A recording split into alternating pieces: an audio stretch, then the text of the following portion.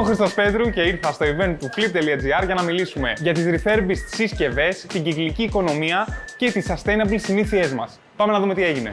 Αρχικά τι κάνεις, πώς είσαι? Εκτός από εντύπωση, είμαι καλά. Δεν χρειάζομαι τίποτα άλλο, ωραία. Πόσο συχνά αλλάζεις συσκευή κινητού? 1-2 χρόνια περίπου. Μία φορά το χρόνο. Σε τι σημείο φτάνεις για να αλλάξεις κινητό, ενώ για ποιο λόγο θα το αλλάξεις? Νιώθω ότι κολλάει από ένα σημείο και μετά Οκ. αρκετά αυτό. Γιατί θέλω έτσι να κάνω αναβάθμιση. Έχεις αγοράσει ποτέ συσκευή από online marketplace? Ναι, ναι. Έχεις πουλήσει ποτέ? Επειδή έχω μικρότερα αδέρφια, πολλές φορές ξέρεις, η συσκευή θα πάει στον επόμενο. Το ακούμε συχνά αυτό Ναι. και είναι η βάση της κυκλικής οικονομίας. Τα μικρά αδέρφια. μικρά αδέρφια, ναι. Και θέλω να σε ρωτήσω λίγο για τις sustainable συνήθειες. Εδώ και 6 χρόνια προσπαθώ να μην έχω waste. Κάνω ανακύκλωση. Ανακυκλώνω πλαστικό χαρτί. Ανακύκλωση σίγουρα στο σπίτι μου πάντα. Ξεχωρίζω το πλαστικό. Πάντα πάει στο μπλε καλατάκι. Βαθμολόγησέ μου εσύ τον εαυτό σου από το 1 μέχρι το 10. Αν δεν με συγκρίνω με αυτή τη χώρα, 5. Αν με συνέκρινα με αυτή τη χώρα, νιώθω ότι είμαι σε πολύ καλό επίπεδο. Θα βάλω ένα 7. Γιατί έχω κι άλλο πολύ. Θα έλεγα 8. Ευχαριστώ πάρα πολύ. Ευχαριστώ. Ciao.